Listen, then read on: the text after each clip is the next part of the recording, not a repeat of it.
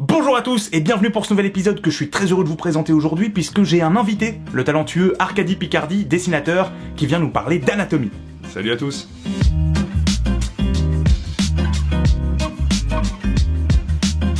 Arkady Picardy, c'est ça.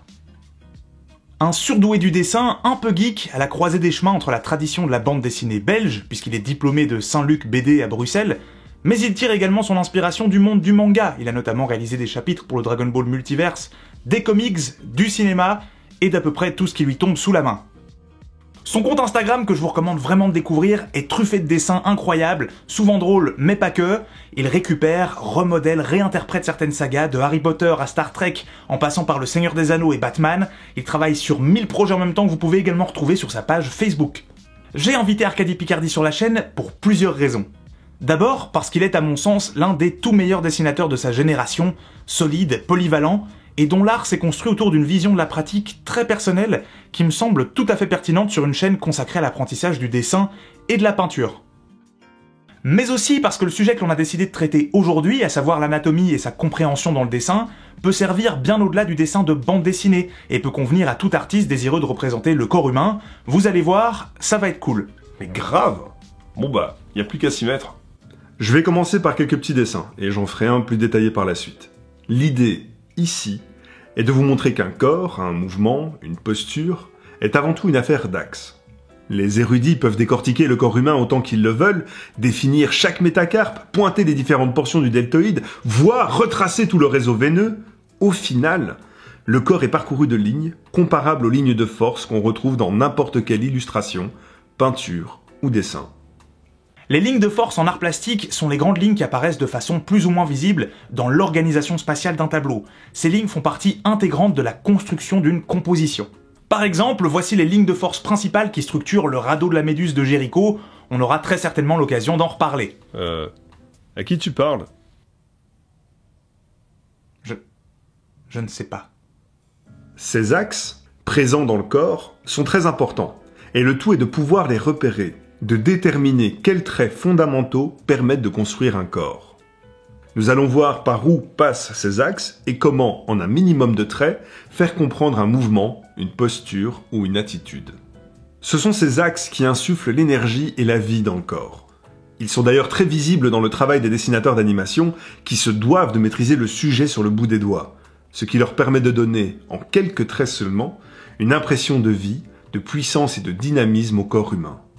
L'on peut par exemple citer Glen Keane, géant du dessin d'animation, qui a notamment travaillé sur Tarzan, La Bête de la Belle et la Bête, Long John Silver et même Cody dans les aventures de Bernard et Bianca au Pays des Kangourous.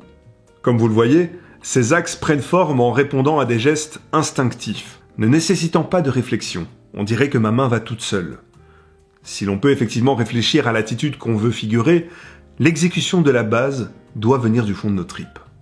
Cependant, l'on ne peut pas seulement se reposer sur ses intuitions, en tout cas pas dans un premier temps. L'unique glorification de l'instinct ne fera qu'enliser le praticien dans un amoncellement de lacunes, et c'est avec amertume qu'il se verra stagner, répétant à l'infini les mêmes modèles, les 3 mêmes poses qu'il maîtrisera sans doute, mais amaigrissant ses chances de progresser. T'y vas un peu fort quand même là. Oui, mais je le pense. C'est donc par la compréhension de l'anatomie humaine, en allant de la forme des os aux insertions musculaires et tendineuses, que l'on forge, petit à petit, une compréhension solide de ces fameux axes qui traversent le corps humain.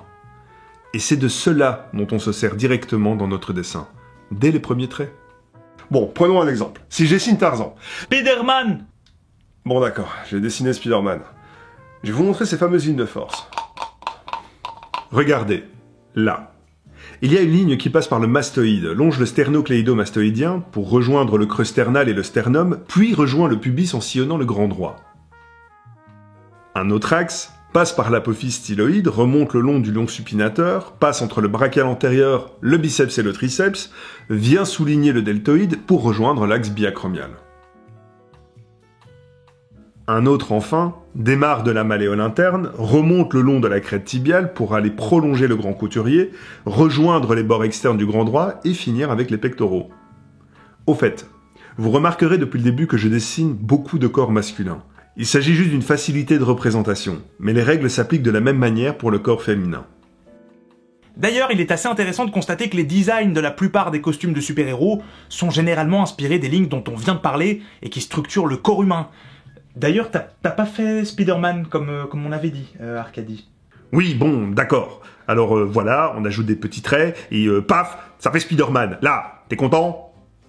Tout ça pour dire que même si les lignes de force qui parcourent le corps peuvent s'appréhender par une forme d'instinct, une compréhension plus en profondeur de l'anatomie est nécessaire pour qui espère les maîtriser pleinement. Et ça, c'est pas juste valable pour les dessinateurs. On peut prendre l'exemple d'un musicien qui se perd dans une improvisation vertigineuse, d'un basketteur qui virevolte avant d'exécuter un dunk somptueux, ou même d'un cuisinier virtuose qui se laisse porter par l'inspiration. Tous ceux-là, qui élèvent leur pratique au rang d'art, s'appuient en premier lieu sur une maîtrise absolue. Et le dessinateur, s'il veut atteindre une liberté comparable, doit en faire de même, et passer par l'apprentissage rigoureux d'un savoir-faire séculaire, artisanal, parfois rébarbatif, certes, mais néanmoins indispensable. Bon, je vous fais un autre dessin, une femme cette fois, et pendant ce temps je vous explique comment vous entraîner, parce que c'est facile de dire « ouais, faut pratiquer sans cesse », mais encore faut-il savoir comment s'y prendre. Personnellement, j'ai été soumis à un entraînement intensif durant mes années d'études supérieures. Et même après, diplôme en poche, ce sont les années de pratique qui ont suivi qui m'ont permis d'atteindre mon niveau actuel. Ce que je recommanderais à toute personne, débutante ou non, qui souhaite s'améliorer en connaissances anatomiques artistiques, c'est une série de livres de référence, la collection Morpho de chez Erol. Je vous les mets là, et il y a même les ISBN pour les retrouver facilement, vous n'avez plus d'excuses. Vous trouverez les liens dans la description. Chaque livre développe un sujet particulier, comme les formes générales du corps humain, les groupes musculaires, les os et plein d'autres. Un livre coûte une dizaine d'euros et il y a un tome qui retrace un peu tout pour une vingtaine d'euros. Voilà, ça pour moi c'est le must. Parce que l'étude se concentre sur les muscles et les os utiles à connaître pour dessiner un corps. Et vous ne vous perdrez pas dans des listes interminables de muscles profonds. Ah oui, en termes de référence, faites gaffe aux comics et aux mangas. On peut s'en inspirer et s'en servir comme base de compréhension du corps, mais ces dessins sont déjà des interprétations, qui correspondent aux envies, au style de l'auteur ainsi qu'aux besoins de l'œuvre en question. Les dessins que vous retrouverez dans ces comics ou mangas pourraient vous induire en erreur. Je fais une petite parenthèse pour vous dire que des exemples comparables existent en histoire de l'art. Certains artistes, pour les besoins de leur œuvre ou des effets qu'ils voulaient créer, déformaient la réalité en commettant volontairement des erreurs anatomiques. La grande odalisque d'Ingres, par exemple, possède un dos et un bassin anormalement longs. Ingres aurait ajouté 3 lombaires et 2 vertèbres sacrées à son modèle. Et il ne s'agit évidemment pas d'une erreur d'inattention, Ingres était l'un des plus grands dessinateurs de son temps, mais plutôt une manière de rendre possible une certaine posture, et de rendre cette impression de dos interminable. Ah ouais. Ouais, sympa la grande Obélix de... Ouais, je savais pas. En soi, on peut s'inspirer des dessins d'autres artistes. Je m'en suis servi aussi. Je m'en sers encore aujourd'hui. Mais il faut pouvoir mettre ce que l'on voit en relation avec une base de connaissances solide. Même chose pour les photos d'athlètes, par exemple. Elles sont un bon moyen d'observer les muscles, mais ne permettent pas de comprendre leur fonctionnement.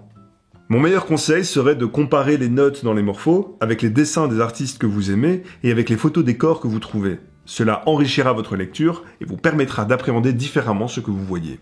Enfin, je ne peux que vous conseiller d'aller voir les dessins préparatifs des animateurs tels que Glenn Keane, dont j'ai déjà parlé tout à l'heure, mais aussi Andreas Decha et Carter Goodrich, pour ne citer qu'eux. L'animation concentre tout ce dont je parle depuis le début et représente vraiment la synthèse de ce savoir.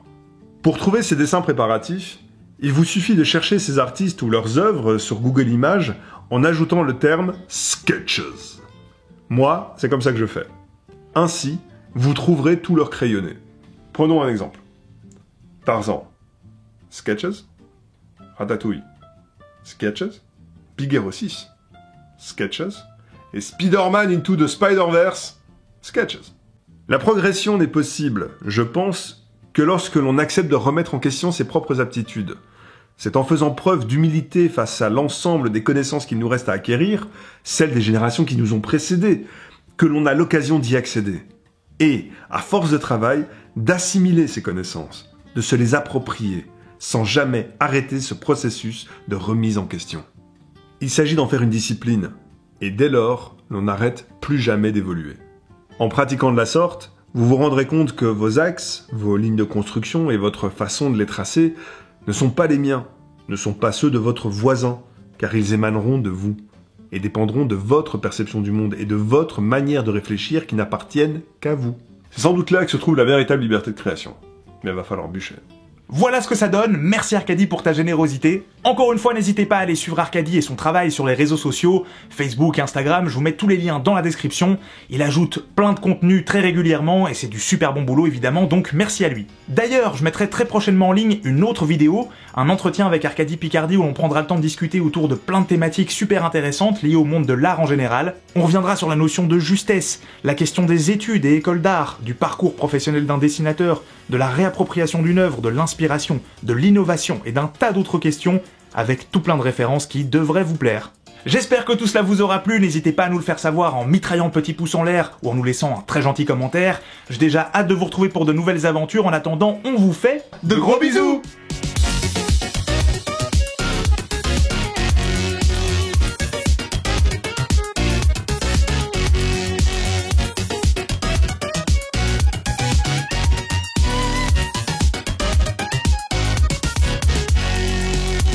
De gros bisous.